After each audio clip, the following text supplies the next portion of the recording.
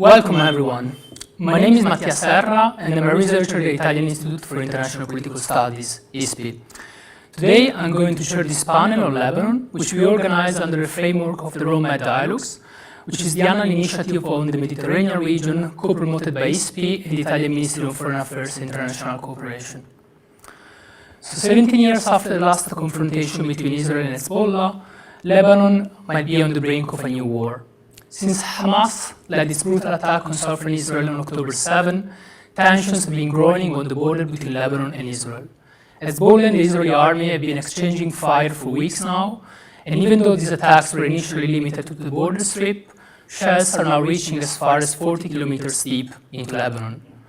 As a result, a few weeks ago, Israeli border towns have been evacuated, while tens of thousands of Lebanese have been displaced. The death toll is rising every day, and it already includes many civilians, and among them, a Lebanese journalist working for Reuters. Today, we are going to analyze the developments of the past weeks and discuss the possibility of a large-scale confrontation between Hezbollah and Israel. We're going to do that with three distinguished guests, who I'm really pleased to introduce to you today. So, the first one is Nancy EZZEDDINE, who is a research fellow at the Clingendael Institute. Thank you, Nancy, for accepting this invitation. Second one is MOHANAD, who is a deputy director for research at the Malcolm Kerr Carnegie Middle East Center in Beirut. Thank you, MOHANAD, for accepting this invitation. And finally, HEIKO WIMMEN, who is director of the Iraq, Syria, Lebanon project at the International Crisis Group. Thank you, HEIKO, for being with us today. So, before starting this conversation, let me remind the audience that there is a Q&A box and that everyone is welcome to pose their questions. I will collect them and then ask them directly to our speakers. So, without further ado, let me start with the first question for Nancy. So, the past weeks have been particularly tense in Lebanon. We've seen two speeches by Hassan Nasrallah, the chief of Hezbollah, in the past couple of weeks. And the situation is very tense. Can you guide us through these events of the past few weeks from the perspective of Hezbollah? And what are the calculations guiding Hassan Nasrallah and the rest of the leadership in this moment in time? Thank you, Mattia. Thank you for having me. So I think you've already begun to allude to the situation in your introduction. And obviously, Lebanon's Hezbollah has been exchanging fire with Israel across the border for over a month now, and this has been considered the deadliest escalation between the two parts, or two sides, since they fought a major war in 2006. As you said, some of the deepest strikes, at least on the Lebanese end, has been as deep as 40 kilometers beyond the Lebanese border. And every week, we see that the conflict marks new level of escalation, right? On November 4, I think that was the deadliest attack in Lebanon. There was an Israeli missile that hit a car traveling on a road in the south of Lebanon, which caused the death of 3 young girls and their grandmother. And this came only 48 hours after Hezbollah Secretary General announced that attacks targeting Lebanese civilians would be answered by attacks on Israeli civilians. And obviously in the same week, we saw a Hezbollah drone attack on Eilat in Israel, which brought a retaliatory attack against a Hezbollah base in Syria and the death of 6 Hezbollah fighters. So it's for sure that the retaliatory attacks on both sides have been costly, and not just in terms of displacement across both borders. And the last statistic I saw a few days ago was that more than 20,000 Lebanese individuals have been fleeing their towns across the border. We've also seen phosphorus attacks causing major damages on agricultural lands and produce in southern Lebanon. And this was one of the Israeli tactics that really exposes fields where Hezbollah members hide amid dense trees. And it helps them monitor the movement of Hezbollah fighters more clearly. So that all has also been been escalating rather quickly, and the casualty rate has been piling up, particularly on the Lebanese front. By its own admission, there has been 74 Hezbollah operatives that have been killed by the Israeli fire and attacks in the past 4 weeks.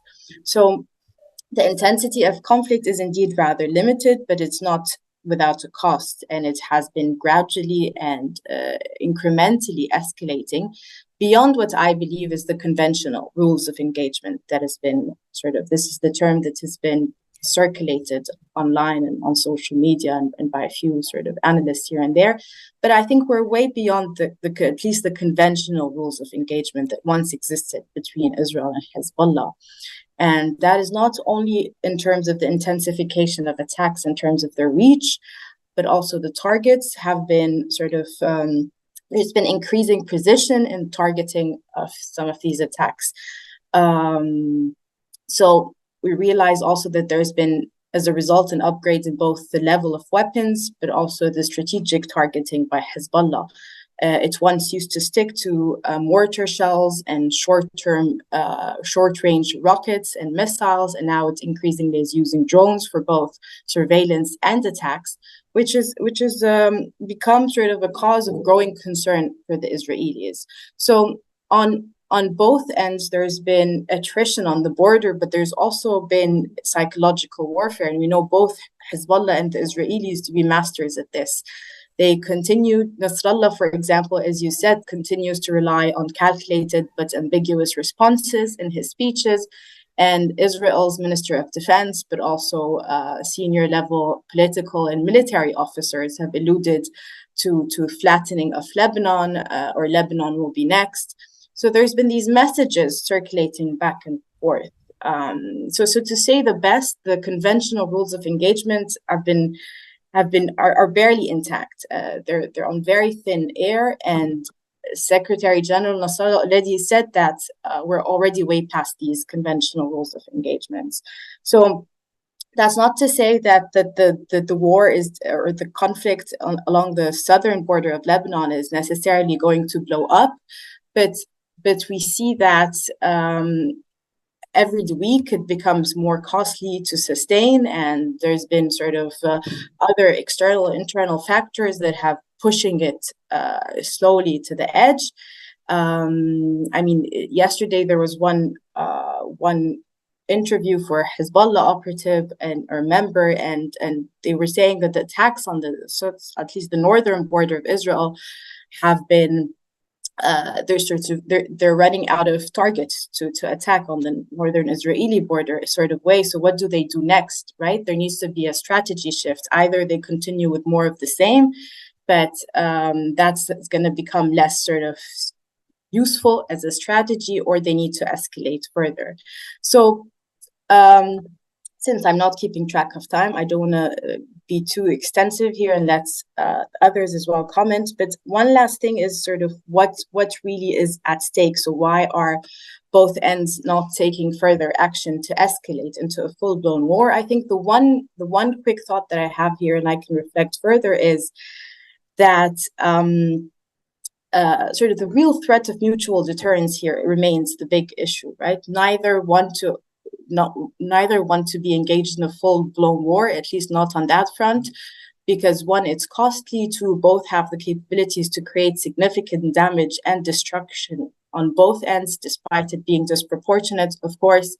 And a conflict on the Lebanese border is unlikely to be contained in Lebanon and might quickly escalate into other fronts in the region, be it Syria, Iraq, or other fronts where Hezbollah and its partners within the Axis have leverage.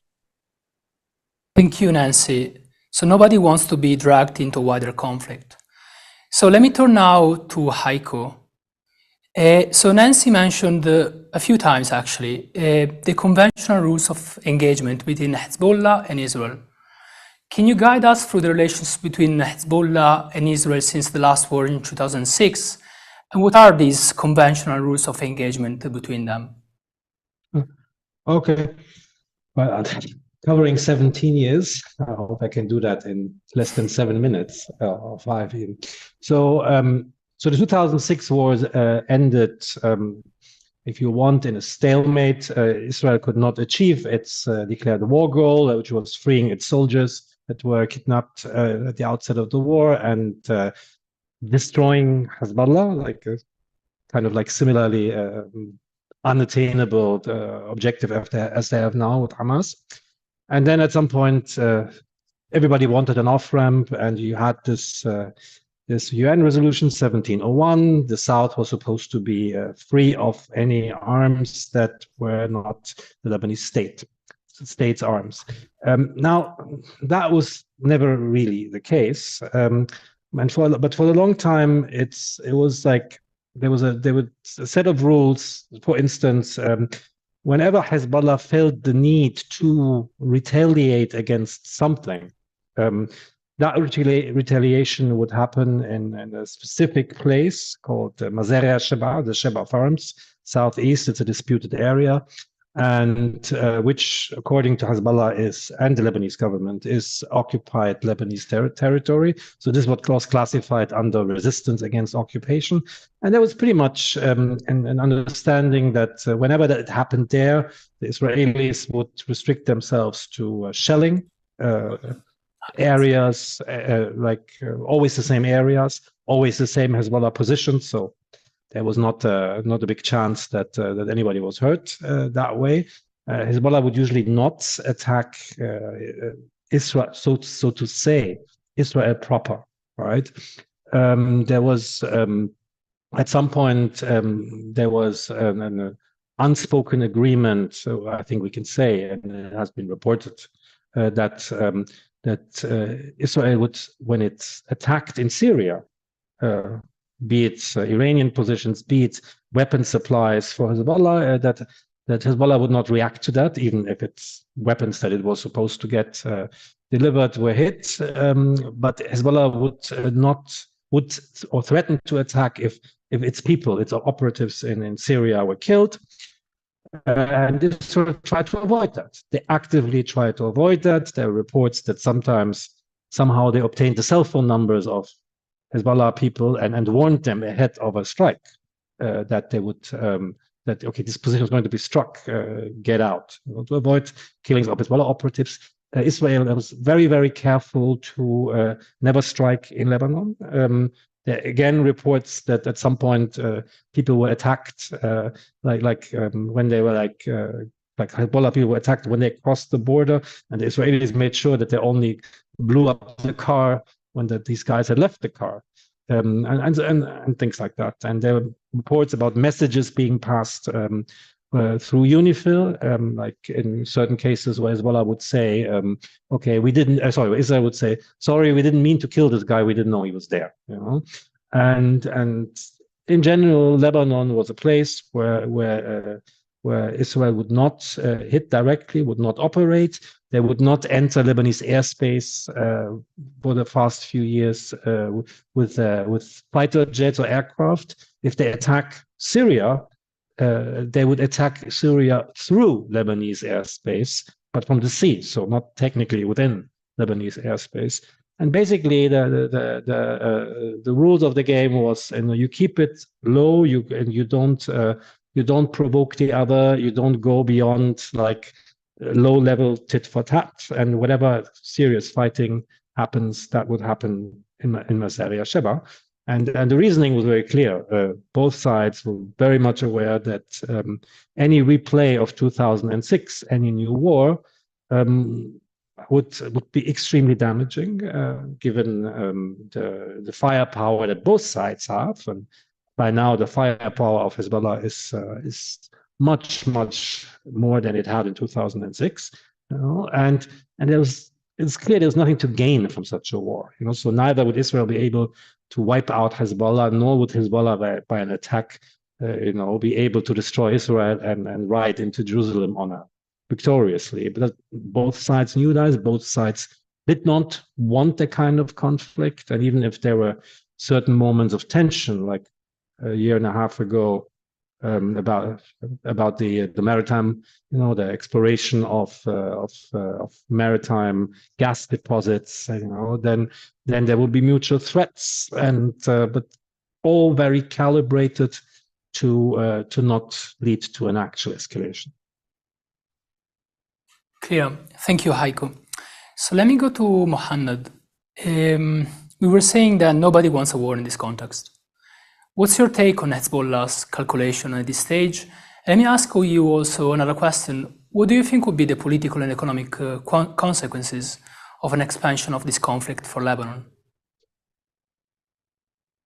Thank you, Mattia. You know, as Nancy and HEIKO already mentioned, you know, Hezbollah has no interest in a much wider escalation. It has been towing the line, escalating within certain limits and taking a step-by-step approach following what's going on in the Gaza Strip. But I also think that it's in Hezbollah's interest to see an end to the conflict in Gaza without the full annihilation of Hamas, one of Hezbollah's allies and part of the unity of the fronts strategy that Hezbollah has been building over the past few years, and which incorporates other allies within the region and is built to deter Israel from attacking any of these partners. But at the same time, you know, if the Israelis, I think, continue their advances in the Gaza Strip and reach a stage whereby you know, they're very close to their objectives, I think we might see a further escalation, but within these limits, you know, given the impact that it might have on Lebanon's economy and also the political scene, which is already seeing some tensions given the violence in the south. But to come to the impact on Lebanon, we're already seeing some repercussions from what's going on in the south. There are about 100,000 internally displaced from South Lebanon, about 80,000 Syrian refugees who are located in these regions, also kind of relocated at this stage. We're seeing an impact on Lebanon's tourism industry, the only viable and surviving sector within the economy. We had seen a growth in the past year, specifically during the summer, about 33% growth compared to last year in the tourism industry, which has seen some investments, etc. And now, you know, the sector is complaining from the impact of the conflict. They have an occupancy of about 5% in Lebanon's hotels.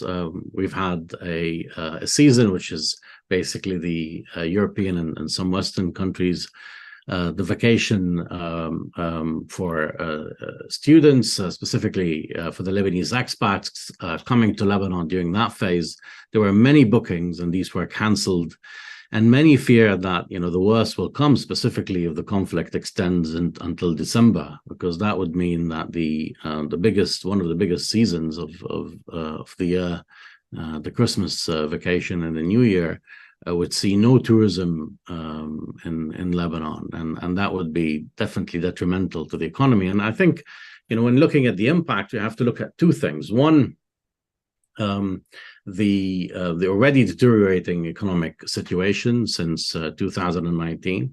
We're talking about 400+% inflation, an economy which has shrunk from the $50 billion GDP mark down to 20 billion. The crash has impacted the socioeconomic reality in a big way. We've seen 80% poverty rates, which is quite huge. It's a humanitarian crisis which requires assistance internationally. And I think we also need to look at the reconstruction in case, you know, there's a wider conflict, a wider escalation. In 2006, the conflict that HEIKO mentioned earlier, you know, there was a 1.3 billion pledged Arab assistance to reconstruct Lebanon. Of course, about 700 million of that, so you know, reached the Lebanese government. But also Hezbollah received about 200 million from Iran to distribute some among those who were damaged, who their homes were damaged during the conflict. And I think, you know, if we look now at the Arab scene, I don't think anyone has the ability to pledge such, or not the ability, but the will to pledge such amounts to Lebanon, given the regional politics and also what we're seeing, in terms of the shifts in thinking among donor states in the Arab region. So I think, the impact will be significant. Also politically, this will have an impact on politics, more polarization, specifically among Christian parties who are already opposing Hezbollah's politics in Lebanon. I think we will see a higher volume of opposition. And among the Shia community, we might see a kind of an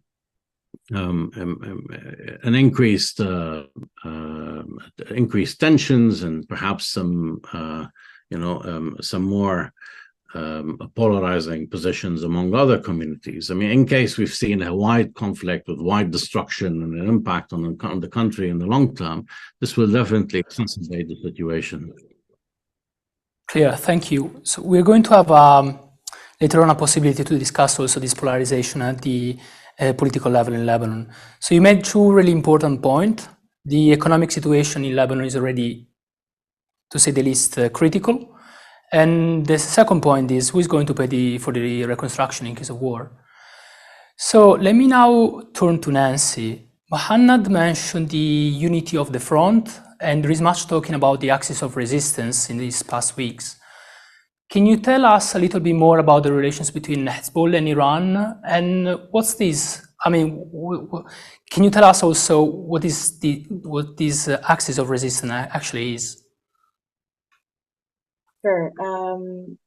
So if I can take a step back maybe and before looking at this particular episode of conflict, look at the axis. I mean, the axis of resistance, the terming, right, has resistance at its core, right? And it's the alliance obviously between Hezbollah, Iran, Iraq, Palestine, Yemen, and Syria.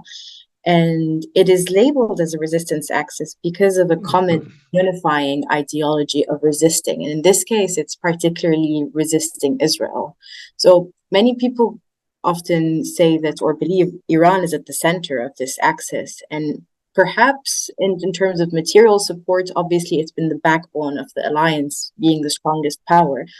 However, I think ideologically, the axis is brought together by Palestine and the Palestinian cause, which is represented here by the Palestinian resistance factions. And many of these groups, members of this axis, carry sort of religious legitimacy from resisting Israel as a cause. Since 1979, Iran's Khomeini saw Israel as an occupying power. And there's a colonial project of the West that was undermining Palestine and the broader Muslim sovereignty. Just in a similar manner, Hezbollah is born out of the Israeli invasion of Lebanon. It's sort of its raison d'etre. And so Hezbollah's ideology, based on its religious legal obligation, or what is known in Arabic as al-wajib al-shar'i, is centered on a body of believers that have a mission to liberate Palestine and against the Israeli occupation. So within this framework, it's important to understand the positioning of these groups and how delicate it is in the face of the current conflict. Hezbollah obviously has long-standing historical ties with Palestinian resistance factions. Long before the birth of Hamas and the Islamic Jihad, it was also very closely affiliated and cooperated very closely with Fatah before that. A lot of the sort of leading figures within Hezbollah before Hezbollah was born were elite fighters, right? Like Mughniye, Badruddin. So it's important to understand that also Hezbollah particularly and the Palestinian resistance factions have cooperated very closely for a very long time. This was obviously institutionalized and sort of become more sophisticated recently with the material and logistical support of Iran, and the evidence of this is vast. I don't want to go into that, but there's lots of evidence of how Hezbollah and Iran have supported Hamas and the Islamic Jihad with arms, with advisory services, with training, etc.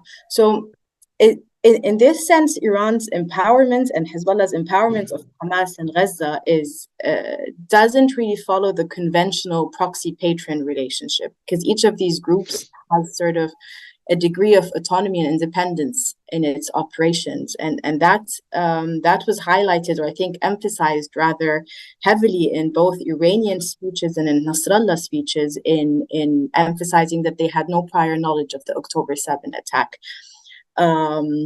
Which is, I think benefited them in this case by granting them a sufficient degree of plausible deniability to safeguard at least Iranian interests from any direct consequence or direct attack within its borders. So with that in mind, and understanding how the Axis is organized, what has been their position in this conflict, and what are some of the things that they've taken on or agreed on in terms of their response to the Israeli aggression against Palestine? And a lot of it has been similar to Hezbollah's efforts in Lebanon, very tactical pressure against Israel and its ally, in this case, the United States, but nothing that signals any further escalation or direct confrontation regionally, yet at least.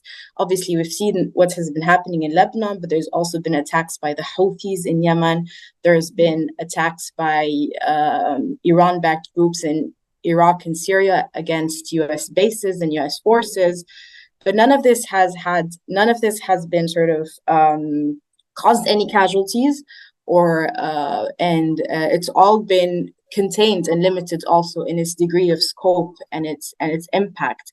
So here, what we can take from this, and looking at the behaviors of all of these Axis members, my key takeaway would be that the response has been very calculated and strategic, right? And this is not new. We've always seen Iran and its partners in the region be more on the cautious end, right? And their decisions not really dictated by casualty tolls. Evident is their limited or scarce response to the assassinations of Soleimani, MOHANAD, before that even Mughniya in Syria. So they understand that they're on the weaker side of this asymmetrical conflict. And I think they are really cautious in engaging themselves in a broader conflict that could put them, right, at great losses.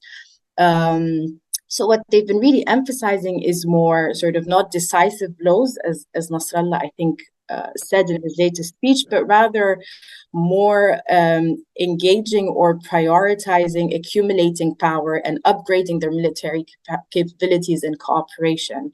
So I think that is where they're at the moment. They're very cautious. I think they have a lot more to lose than they explicitly mention in their public discourse, but their actions I think have been very indicative of that. Nasrallah, maybe one last point, and to not take longer, Nasrallah always alludes to this next big war, which is the next war after 2006, and he believes that it would be the last war with Israel. So I think if they understand that any future conflict could be at that scale, I think they'd rather pick it at a time of their convenience, whereby they've upgraded their military and defense capabilities to the extent that they think that they're ready to engage in such a conflict. And maybe now is just not the time yet. Yeah, thank you, Nancy. So HEIKO, let me ask this question to you. Almost 1 year ago, we were discussing about the Maritime Border Agreement. So it looked like the beginning of a new phase, or at least for some analysts who are particularly positive about that. But it looked like a moment in which the relations between Lebanon and Israel could change. But this Maritime Border Agreement was brokered by a US diplomat, the US Special Envoy for Energy, Amos Hochstein, and he was in Beirut a couple of days ago to discuss about the possibility of an escalation. So this already gives us the idea of what's going on in the region. Can you tell us a little bit more about the US and what the US is doing in this context to prevent violence from escalating further in Lebanon? Yeah, so the danger or the scenario that this conflict would spread to Lebanon and then even further, potentially further afield. And that was clearly on the mind of the U.S. administration from the very beginning. And you've heard these Joe Biden saying these don't like 3 times, and I think he said it 2 times, 3 times. But that messaging was very clear. And then to add to the rhetorics, there were what is called aircraft carrier strike groups, I think they're called, who were dispatched to the eastern Mediterranean. I mean, like an enormous assembly of military hardware, which with the messaging coming with it that this is there to deter Hezbollah and by extension Iran from entering the war. Now, that's clearly that deterrent message has not achieved the full effect that was hoped for, and the evidence is that is this conversation that we are having, right, and the fighting, of course, that is going on in the south. So it has not deterred Hezbollah from entering the war at a certain level, and we can speculate whether it has deterred Hezbollah from opening, like going in full force. That's speculation. We don't know that. And Nancy has given some good reasons why they may not be interested in that at this point, regardless of the presence of this armada, right? And I would add to that I think from the perspective of Hezbollah, and that's what they actually say when you talk to them, there is no need to do this, like, so the way they see it, the operation on 7th of October, the massacre that happened on 7th October, in their minds, achieved the strategic purpose, which is basically completely turning the table on the Israelis, completely upending Netanyahu's strategy, inflicting a mortal wound on Israel's sense of security and superiority, I would say, in the region. So that has been achieved, and now the point is only to make sure that the war does not lead to an unacceptable price, would be the destruction of Hamas, and they're banking on the element of time. Nasrallah has been clear that he thinks the window is closing for the Israelis. They will not be able to conduct this much longer. They will not achieve the destruction of Hamas in that time. And I think the evidence and what we hear from diplomats who are not necessarily representing countries sympathetic to Hezbollah, the evidence indicates that he may be right with that calculation. So the Americans realized, I think by now, that Hezbollah cannot be deterred, at least not by these armadas, not the way they thought. And the messaging has now shifted more to the Israeli side, and there have been very clear statements from the Americans, and the latest was just a few days ago from the Secretary of Defense, who apparently reportedly made a phone call to his Israeli counterpart, and again impressed on him, on Gallant, that any extension of the conflict, any spreading of the conflict to Lebanon is not something that the US wants. It would be highly destructive. And the fact that these conversations are actually made public, so not only they happen, but they're actually made public. They appear in major news outlets. They reported in major news outlets.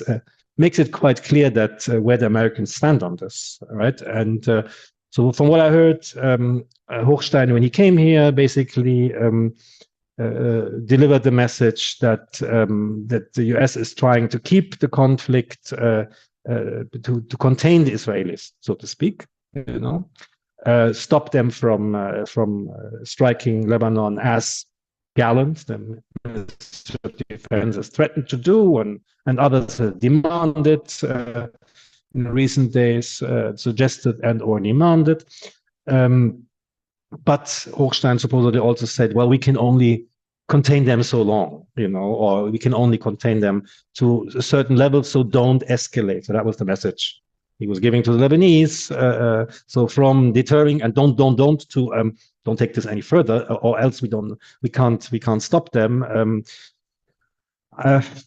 I'm not sure that this is going to have much of an effect on Hezbollah. I think the danger that this flies off the hook, that things go into an uncontrolled escalation, as Nancy has Nancy has mentioned in her first statement, that danger is there, and Hezbollah calculates that, and they allow for this, and they allow for the chance of, I don't know how high it is, 20%, 30% in their mind, that this could go much further. That is a risk that they are willing to take, because if they back down, if they seem to be backing down in the face of Israeli strikes, then I mean this whole narrative of the resistance that deters Israel and constrains Israel, that obviously goes out the window. And the idea then that this resistance could deter Israel from attacking Iran, which is an important element in this whole calculation, that idea goes out of the window. And that is, I think, would be a strategic and political setback for them that is very serious, very damaging, and they don't want to incur that, and they're taking risks to prevent that. They're ready to take these risks. Clear. Thank you. So let me turn now to MOHANAD. We have been discussing about the actors that do not want an escalation of this conflict, but there is certainly, one actor that we haven't mentioned so far, and these are the Arab countries. So we know that certain countries, among them like Jordan, Egypt, but especially in the Gulf, these actors don't want an escalation happening in Lebanon. So we've seen a lot of diplomacy going on around Gaza. The Qataris are moving, doing a lot of things at diplomatic level. We've seen a conference in Cairo in October and a conference in Riyadh a few days ago. So what's your take? What are Arab countries doing to prevent an escalation in Lebanon? Can they do anything to prevent such an outcome from happening? I mean, it's definitely an effort to be made on behalf of the Arab states who are active now on the ceasefire negotiations, the hostage negotiations. Specifically, two players which I think were at the forefront, Egypt and Qatar, and these two countries have sent envoys to Lebanon to meet with Hezbollah and other actors and try to mitigate and also act as channels between the different actors, whether Israel, United States, or Hezbollah, and send messages back and forth. I mean, on one hand, I think they've acted just as the UNIFIL has done in the past, in which they've acted as a channel, as a successful channel. But at the same time, on the other, these are countries who don't have significant leverage on Hezbollah or in Lebanon, or significant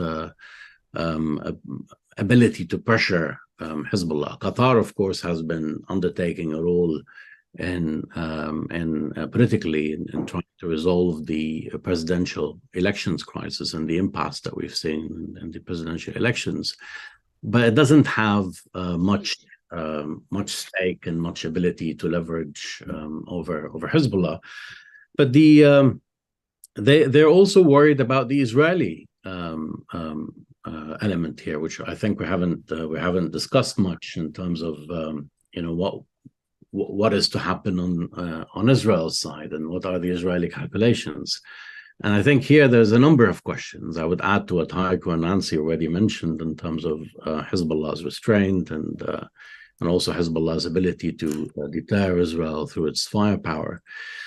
I would add a few elements. One, related to the presence of Palestinian factions in Lebanon. And I think that's something that, that is a concern for escalation in the next phase.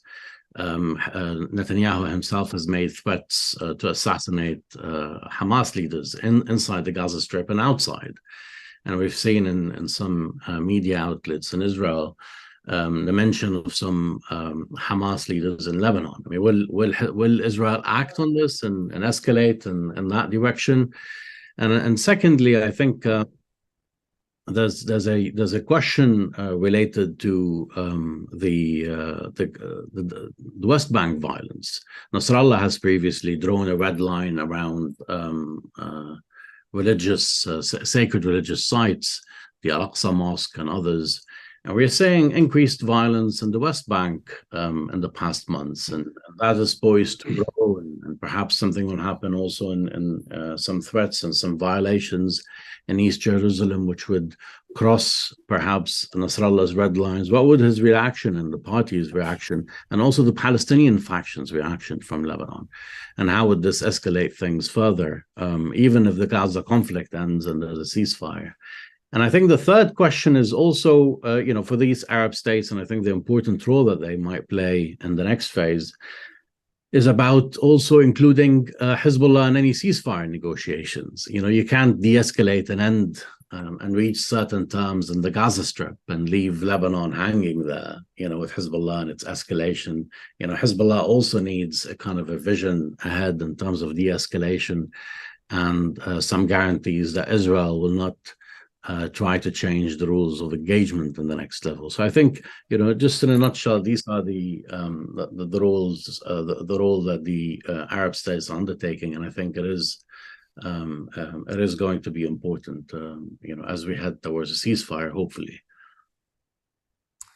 Thank you, Mohanad. An excellent reconstruction. So for this last round of questions, I'm going to ask the three speakers to be rather quick in their replies, so just 1 minute or 2 minutes. And I also like to focus on the actors, on certain actors that we have mentioned so far. So for Nancy, we talked about at the beginning about the polarization at the political level in Lebanon. Can you tell us what kind of consequences this situation is having for Lebanon at the political level? And, there are a lot of rivals for Hezbollah in Lebanon. How are they looking at this situation right now? Yeah, I'll try to think of something. So I think at the moment, the political consequences are limited because, as you know, Lebanon has been in a political crisis without a president for quite some time now. This doesn't change that. And we've had sort of institutional impasse as well. So I think we were already at rock bottom ahead of this crisis. This, if anything, there's been calls over the past few days for this, for the ongoing conflict to provide incentive for the Lebanese political groups to come together and expedite, right, the nomination of a president and thereafter the government as well formation. So that is sort of on the formal side. Obviously, on a societal level, right, there's been polarization on whether the Lebanese are for or against escalating or engaging with Israel further across the southern front, at least. I think both experts on this panel already alluded to that as well, right? That there's strong political opposition to Hezbollah, and these calls have only been stronger over the past few weeks with, for example, Christian opposition, particularly calling for neutralizing Lebanon from a regional conflict and regional escalation. Nonetheless, I think that there's been also more sympathy for the Palestinian cause that's been undeniable, even among segments of the community that were once more critical of the issue, because it's difficult to, right? It's difficult to deny the significant scale of aggression taking place by the Israelis against the Palestinians. So that sort of also creates more spaces for sympathizing and uniting over this cause. Within Hezbollah, perhaps his support base, and I think HEIKO already also spoke about this briefly, we do see sort of more restraint. So sort of if you know the Hezbollah's sort of at least support base, it's quite aggressive on the resistance discourse, on fighting Israel, on liberating Palestine. Even within those spaces, within the strongholds of Hezbollah and its strong sort of support base, there's been more, I want to say, restraint on calling for escalation with Israel, understanding the significant consequences that the that the Shi'i community, particularly in the south, in Dahi, would face as a result of the Israeli aggression against Lebanon.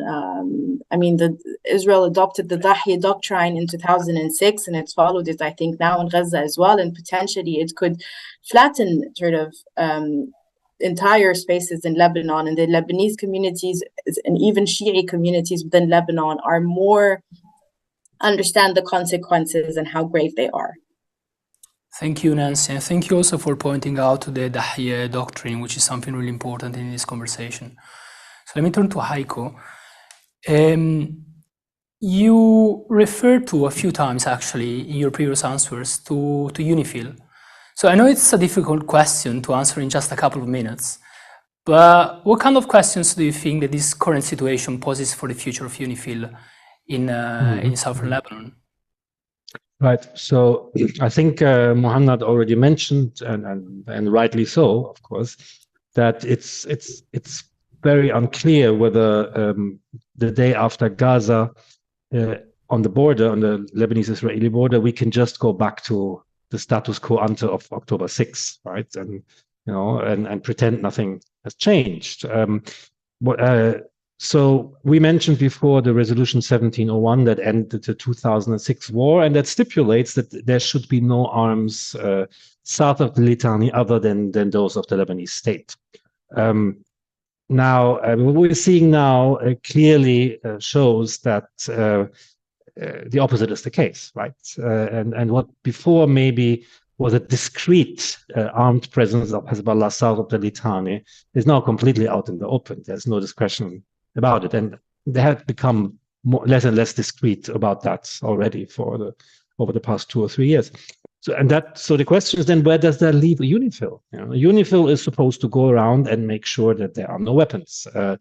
While there is a war right now going on, and UNIFIL is actually sitting in the bunkers and clearly unable to do anything about this, and of course nobody would want them to, right? I mean, they have no ability to forcefully disarm Hezbollah because this is a mission under Chapter 6, and they have no coercive powers to do this. So all of this raises questions, So do we need a new resolution? Does 1701 have to be amended? Is 1701 even viable anymore? Now, I would say whatever we do with 1701, we should recognize that UNIFIL is an extremely important player, an extremely important element of conflict prevention in the south. We mentioned already the role of a messenger that they take, that they're conveying messages between the parties, which can be very important within the escalation process, or rather to avoid an escalation, that the parties who do not talk to each other can communicate that, okay, we're sorry for this. This wasn't meant to be the result, or we are done. We're done. This hasn't, whatever, like exchanges of fire, we are done. As far as we are concerned, this doesn't have to be taken any further. So that is an important role. There's an important aspect of these many daily scuffles that have become more intense over the past year or two. It's like somebody throws stones at the Israeli observation camera, or even like climbs the post and destroys the camera. And Israelis shoot at somebody who can come close to the border. Israeli bulldozers go beyond the blue line to do something about the border wall, whatever kind of stuff. Like goat herds who get too close to the border, and then the Israelis attack them. Every time there is something like that, UNIFIL steps in and makes sure that this doesn't get bigger. And this is a very important role. And finally, of course, I mean, we're talking about currently 3,000 or 4,000 soldiers that are from countries like France, Spain, Italy, China, India. So players who have real weight in international institutions. And that means whenever you have an escalation down south, these players will be concerned very quickly, and they will not let it fester. So UNIFIL plays a very important role, more important perhaps than ever. UNIFIL should stay. Now, the mandate that actually has led to UNIFIL being there, I think needs discussion and needs thinking what to do about this. And we need to think about really also proactively after this conflict, okay, how can we improve deterrence and also stability at the border? You know, how can we consolidate the security along the border and not go back to have something happen like what happened on 7 October on a different border? Yeah. Thank you, HEIKO. So we are running out of time, and we just have time for one last question to Mohanad, and this comes from the public. So someone is asking about the relations between, the Lebanese people and the West. So basically how let's say, the behavior of Western countries, especially in Europe and in the US, is affecting how people in Lebanon look at them. So what are your thoughts about that? Yeah, I think this is a good question, which applies to the rest of the region, and I think beyond.